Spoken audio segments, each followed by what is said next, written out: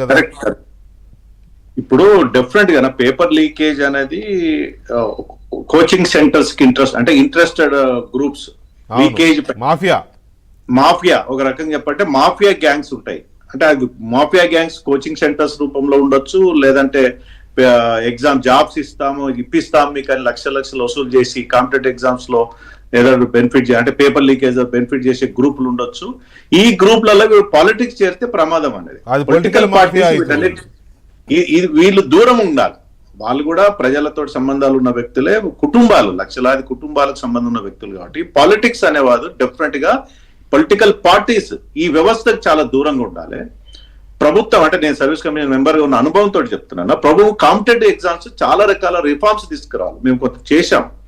అంటే మొత్తం పేపర్ అంటే ఏదైతే ఫిజికల్ పేపర్ అనేది ఉండకూడదు ఎగ్జామ్స్ లో, కాంపిటేటివ్ ఎగ్జామ్స్ లో. ఎట్లా సాధ్యం? లక్షలాది మంది పెడితే ఎన్ని కంప్యూటర్స్ ఎట్లా వస్తాయంటే డెఫినెట్ గా చేయొచ్చు. అంటే ఇప్పుడు ఆంధ్రప్రదేశ్ కానీ తెలుగు స్టేట్ కానీ నాకు తెలిసి 50,000 మంది ఓట్లు వేయట్లేదా వితౌట్ బ్యాలెట్ పేపర్? ఎగ్జాక్ట్ కదా. అంటే నేను ఏమంటున్నా ఒక 50,000 మంది వరకు 50,000 లక్ష వరకు అవసరమైతే కంప్యూటర్స్ అరేంజ్ చేసే కెపాసిటీ ఉంటుంది. ప్రైవేట్ ఆర్గనైజేషన్ ముఖ్యంగా టాటా టీసీఎస్ వాళ్ళు అయాన్ వంటి ఆర్గనైజేషన్స్ ని మనం కొలాబరేషన్ చేసుకోగలిగితే డెఫినెట్ గా సక్సెస్ అవుతాం. ఇంకోటి ఏంటంటే ఇక్కడ స్క్రీనింగ్ చేయడానికి లక్షలాది మంది అప్లికేషన్స్ పెట్టుకున్న స్క్రీనింగ్ చేయడానికి ప్రిలిమినరీ టెస్ట్ ఒకటి పెట్టేసి మెయిన్ ఎగ్జామ్ మొత్తం కంప్యూటర్ బేస్డ్ ఎగ్జామ్ పెట్టాలి. తర్వాత దీనిలో వాడొచ్చు, ఆర్టిఫిషియల్ ఇంటెలిజెన్స్ వాడొచ్చు. కంప్యూటర్ బేస్డ్ ఎగ్జామ్ అయిపోగానే ఒక హాఫ్ అన్ అవర్ లోనో 1 hour లో తనకి మెయిల్ కి మార్క్ షీట్ తో సహా ఆన్సర్ షీట్ మార్క్ షీట్ వచ్చే కూడా మనం టెక్నాలజీని వాడొచ్చు. అప్పటికప్పుడు కూడా మార్క్స్ వచ్చే టెక్నాలజీ కూడా ఉంది, మనం తీసుకోవచ్చు. కంప్యూటర్ ఎగ్జామ్ అయిపోగానే క్లిక్ కొట్టంగానే మార్కులు చేసే టెక్నాలజీ కూడా ఉంది. ఇవన్నీ కూడా రిఫార్మ్స్ ఇంట్రడ్యూస్ చేయగలిగితే ఈ పేపర్ లీకేజ్ అరికట్టడం ఉంటుంది.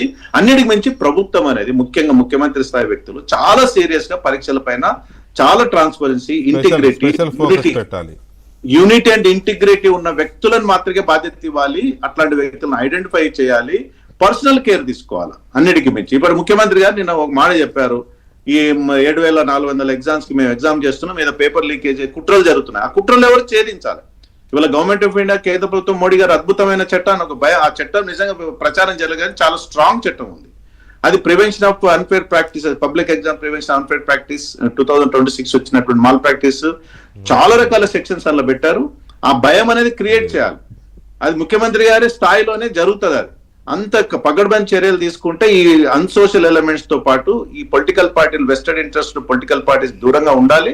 అవసరమైతే ప్రతి ఎగ్జామ్ ముందు ఏదో రూపంలో ఎగ్జామ్ ముందు ఆల్ పార్టీ మీటింగ్ పెట్టి ఓ రకమైనటువంటి అందరి బాధ్యత ఉంటుంది. ఇలా పరీక్షలు అందరు వాళ్ళు ఉంటారు, అన్ని కుటుంబాలు ఉంటాయి, అన్ని పార్టీల కుటుంబాలు ఉంటాయని చెప్పి ఒక మెసేజ్ ఇవ్వగలిగితే పకడ్బందీ ఎగ్జామ్ జరగడానికి ఆస్కారం. కరెక్ట్. ఇది మంచి ఆలోచన. దీని మీద ప్రతి కాంపిటేటివ్ ఎగ్జామ్ కావచ్చు, లేకపోతే నోటిఫికేషన్లకు సంబంధించిన ఉద్యోగ నియామకాల దీనికి సంబంధించి కావచ్చు, వీళ్ళు ఒక ఎక్స్పర్ట్స్తో ఒక రౌండ్ టేబుల్, ఒక మీటింగ్ లాంటిది ప్రభుత్వం నిర్వహించి ఎక్స్పర్ట్స్, సరే ఆల్ పార్టీ అంటే అది వీలు కాకపోవచ్చు,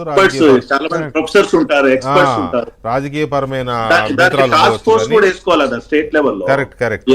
ఇప్పుడు కేంద్రం ఎలాగైతే టాస్క్ ఫోర్స్ ఏర్పాటు చేసిందో అట్లా టాస్క్ ఫోర్సు లేకపోతే మేధావులతో ఒక సమావేశం చేస్తే బాగుంటుంది. ఏ రాష్ట్రమైనా చేసి ఫుల్ ప్రూఫ్ గా చేస్తేనే. ఇప్పుడు ప్రభుత్వాలు మారతాయా, పార్టీలు బదనామవుతాయా అనే దానికంటే లక్షల మంది